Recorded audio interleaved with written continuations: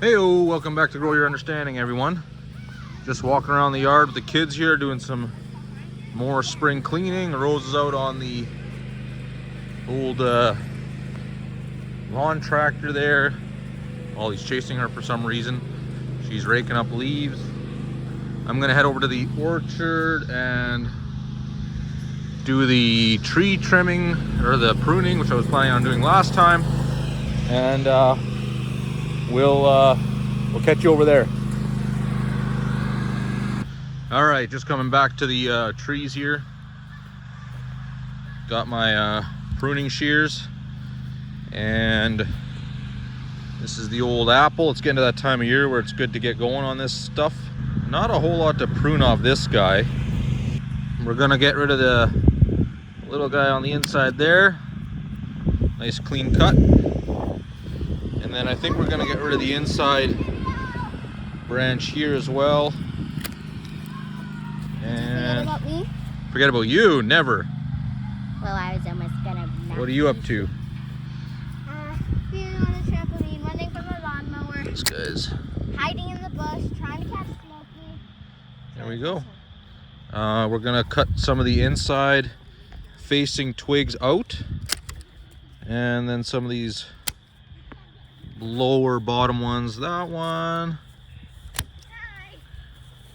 And just like that, we're just trying to clean up the middle a bit and have the tree grow.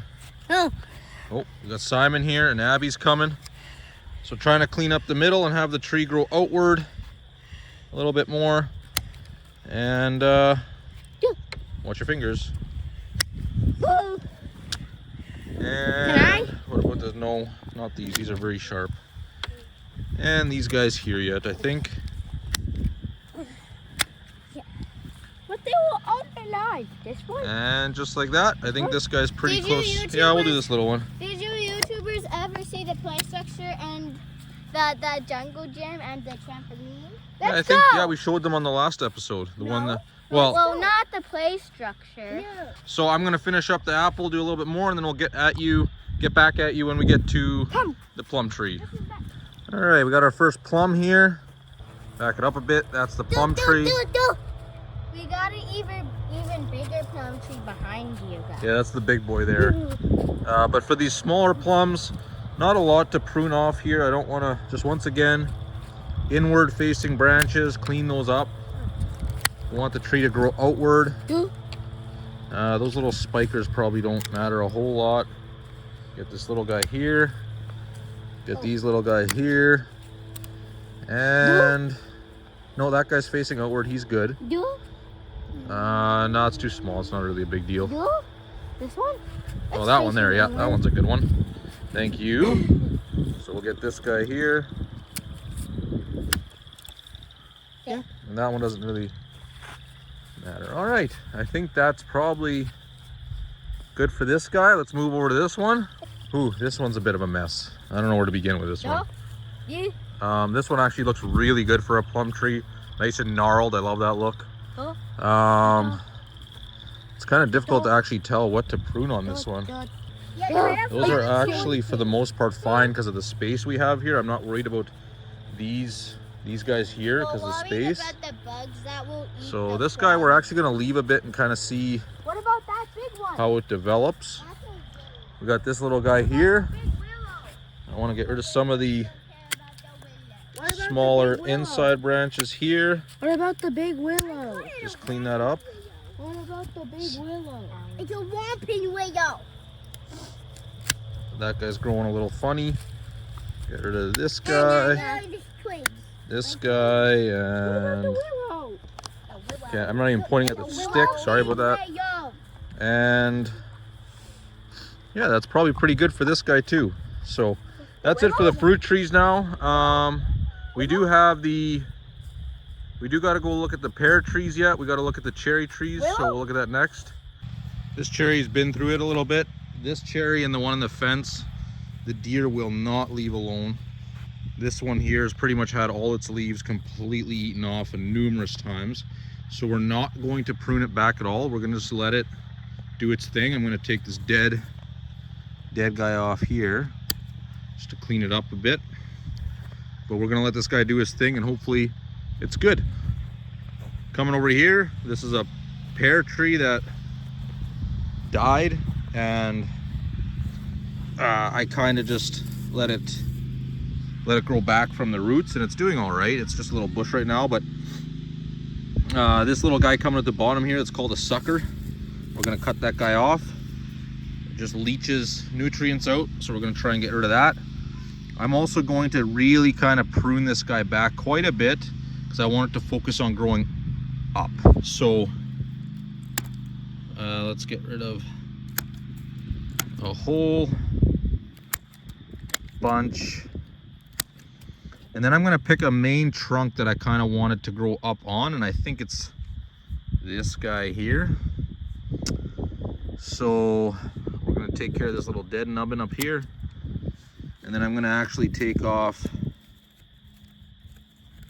a big guy on the bottom, take off that guy, and then actually take off that guy. So we got a really trimmed down version, and hopefully that's not too much for it. Like I said, this guy's already been struggling, so hopefully it does okay from here on out. We'll leave this alone. We'll see how these two sprigs do. And we'll go over to this guy. This is our other plum tree. Just gonna take care of any sticks kind of growing downward and at the interior of the plant, just to try and encourage big trunk growth. Looks like something broke this branch off here. I don't know if we're gonna get any growth out of this. Probably best to cut this guy back. Geez, that was kind of easier than I expected. Okay, this interior branch here is kind of growing across everything. Get rid of that. Just kind of, we want to encourage outward growth. A lot of times those inner sticks like that will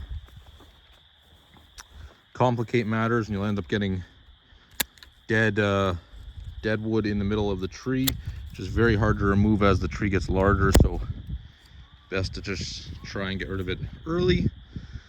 And I think that's where we'll leave this guy for now. You can literally see last year's growth from here all the way up to there. That's one season of growth on this guy, so pretty good. And he's got a nice solid trunk, so I'm hopeful it'll be healthy. And this is a bush, so we're not actually gonna do much with this guy. This is a cherry bush. We're gonna let it grow and see what happens. This is our garden where we want to lay it out. And I'm just gonna put my shears down here. This is a planter box I built last year before I was doing YouTube. Essentially, we want to extend the garden out kind of to where you see that weed ring, and then I also want to extend it out on the other end to right on the edge of the little creek here. This creek is dry all year, but I want to put it right on the edge of the creek because with the channel and everything, we want to expand this and get better at gardening, start making our own food and all that stuff. So glad you guys are coming with on the ride for that. These are blueberry bushes here that we might have to transplant when we get the garden growing, but yeah. That is where we're at right now. Finally warming up outside, that the family's outside roasting marshmallows, making s'mores. Except for Lily, she's inside playing with a new toy she got. How's the marshmallows, honey? Good. Your face is dirty. Oh no. How's the marshmallows? Good. Say hi to everyone. Bye. I had at least 5, 6, or Having 7 a good evening out here. s'mores already. 6 or what? 5, 6, or 7 s'mores. That's way too many.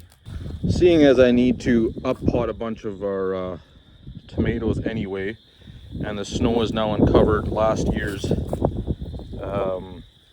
self-contained tomato pots, I think I'm going to put some of my big tomatoes into these, which will give them a bit more space, and they'll stay in there pretty much for the summer, and then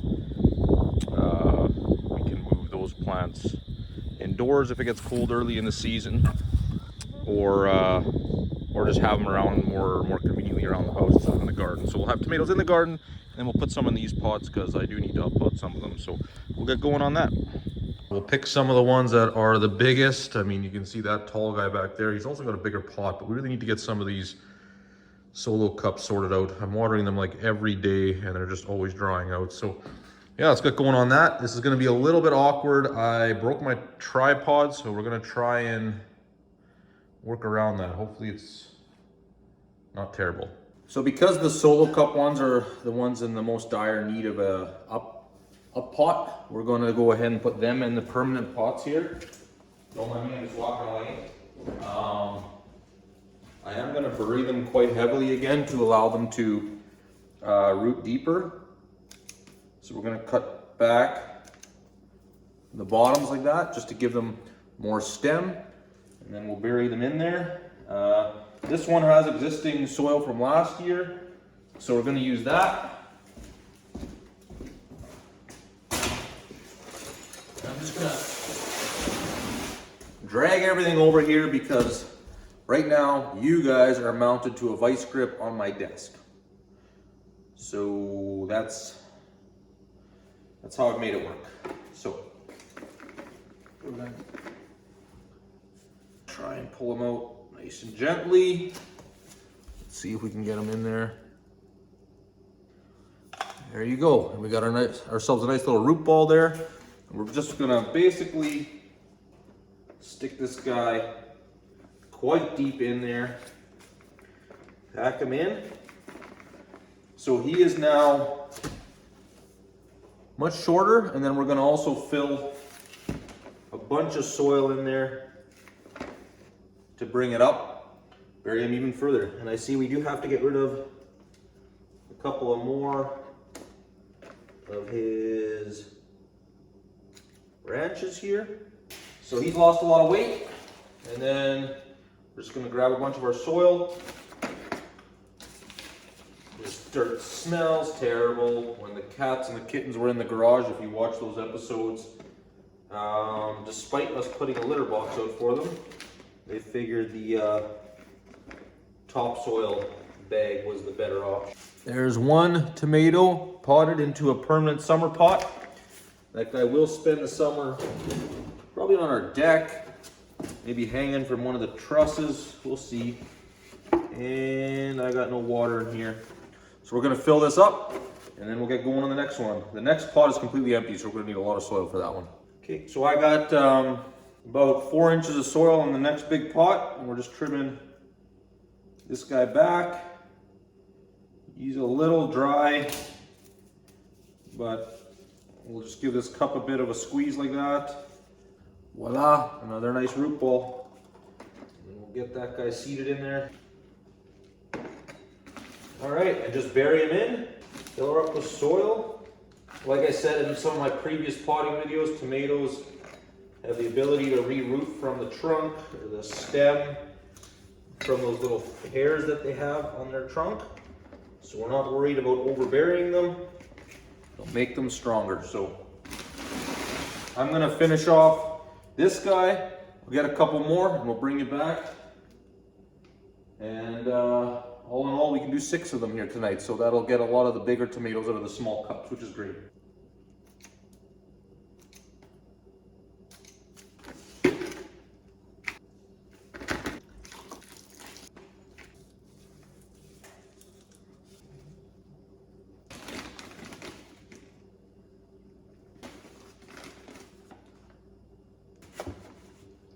Number 5, done.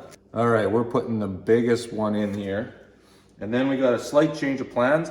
I'm actually gonna put a strawberry in this last one because our strawberry in the solo cup keeps drying out as well and it's almost dying. And so we're gonna put that guy in there and do a deck or a porch strawberry plant. He's pretty much right to the bottom of this pot, so he's huge. Ew, got a massive spider in there.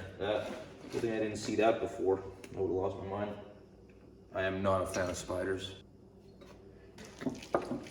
Fill this guy up with dirt and put this strawberry in there who's struggling right now. That's a very big pot for a strawberry actually.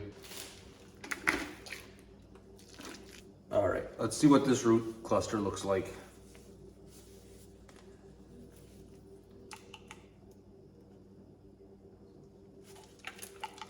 All right, much finer roots, but still pretty decent.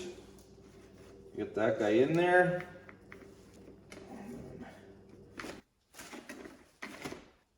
Had something to drink as I just pile everything on top of it. It's okay, he's fine. He's not looking too hot, I get it, but a little bit of water, a little bit of sunlight, and this guy will be good to go. I'll give you guys an update on him in a couple of days, but there you go. We can clean up a couple of pots, save them for next year, and we'll let these guys recover. I'm gonna clean up, and I think that'll be it for this episode. Thank you very much, everyone who's been around, who's watched, and we just passed 150 subscribers, which is great. I appreciate that so much. And if you're still here and you're not subscribed, please do so, or at least think about it, and hit that like button. Appreciate y'all. Have a good evening. Bye.